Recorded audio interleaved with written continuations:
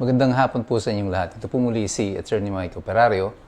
At sa araw na ito ay maraming mga bagay ang nangyari. Nagkaroon ng press conference si Chavit Singson. Kahapon ay nag-press ko naman ang mga supposedly nangunguna doon sa rally sa Luneta.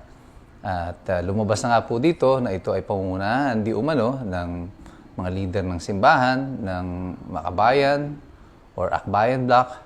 Hindi ko alam kung kasama dito yung Makabayan Bloc.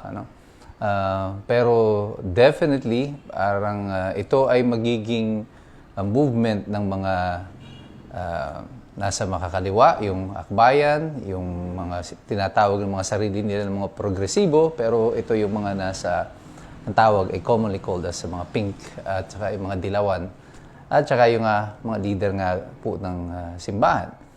At napuna ko doon sa kanilang press conference kahapon ay very clear sa kanilang deklarasyon na ang rally na ito ay hindi para manawagan ang pagre-resign ni Ferdinand Marcos at hindi rin ito panawagan para ibalik si Rodrigo Duterte sa Pilipinas. Ito daw po ay kontra lamang sa korupsyon.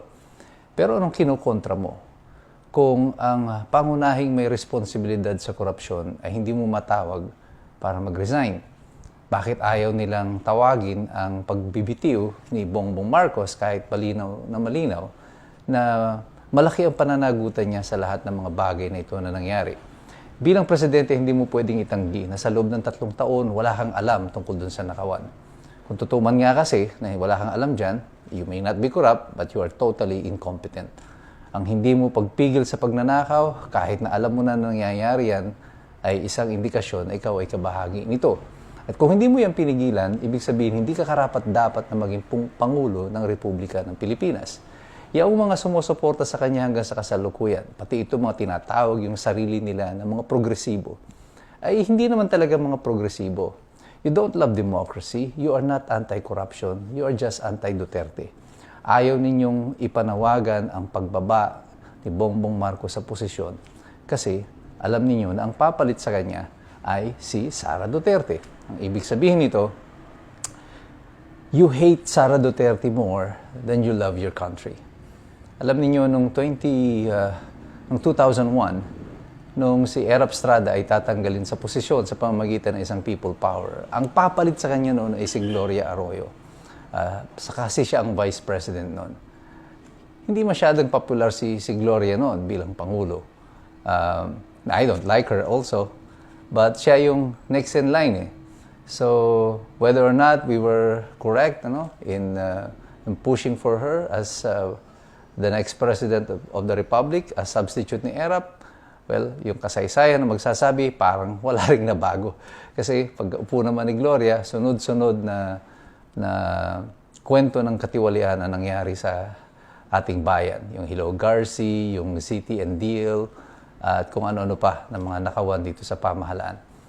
Ganon-ganon din, walang pagbabagong nangyari. Nasayang lang ang pagod ng mga mamamayan sa pagpapalit sa kanya. Pero ang punto dito, hinayaan ng mga mamamayan na umupo si Gloria bilang vice presidente because ang panahon na yon, ang panawagan ay magbitiw si Erap Estrada dahil nga sa issue ng korupsyon.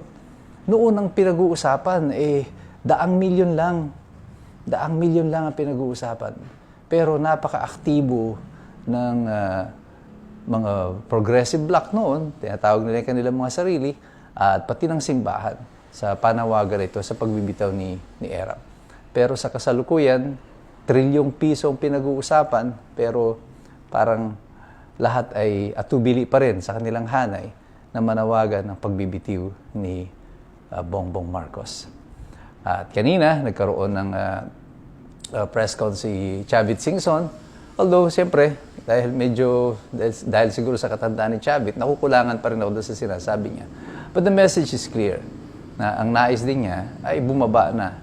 Hindi nga lang si Bongbong Marcos, pati nga yung mga ibang mga politiko magsibaba na rin.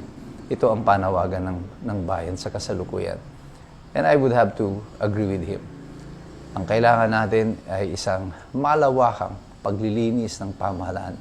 Tama yung sabi ni Toby Chanko. Ang gobyerno naging isang malaking sindikato na. At ang kanilang biktima, ang Republika ng Pilipinas. Ang target nila, ang kaban ng bayan. Kailan pa tayo matatapos sa ganito? Ang paulit-ulit na lang. Sana ay dumating tayo dun sa punto na hindi na natin kailangang mahet-maya ay nagwewelga sa kalsada at nananawagan ng pagbabago. Sana dumating na nga tayo doon sa punto ng pagbabago. Pero hanggat hindi tayo nakakarating doon, kailangan nating patuloy na manindigan, lumaban. Kung ayaw nilang sabihin, yung mga kataga na dapat ay naririnig sa mga religious and political leaders of this nation, mauna na po ako. I'm calling it now. Mr. President, for the sake of this nation, para po hindi magaya ka sa tatay mo, kay Ferdinand Marcos Sr., resign now. Magbitiw ka na po sa pwesto at hayaan mong malinis na muli ang gobyerno. The Filipinos deserve better. We don't deserve this. At tayo pong lahat, let us keep up the pressure, continue to engage. At kahit kayo po, let your voices be heard. Sabihin na ninyo ang inyong opinion tungkol dito. You are the future of this nation. Kayong lahat. Kayo ang may tunay na kapangyarihan. Huwag kayong matakot na magsalita. This is your basic and fundamental right of freedom of expression. Sa inyong pag-express, sa inyong pakikilahok, patuloy po kayong magsipag-aral. Kasi mahirap makialam ang taong walang alam. God bless you. God bless us all. Mabuhay ang Republika ng Pilipinas.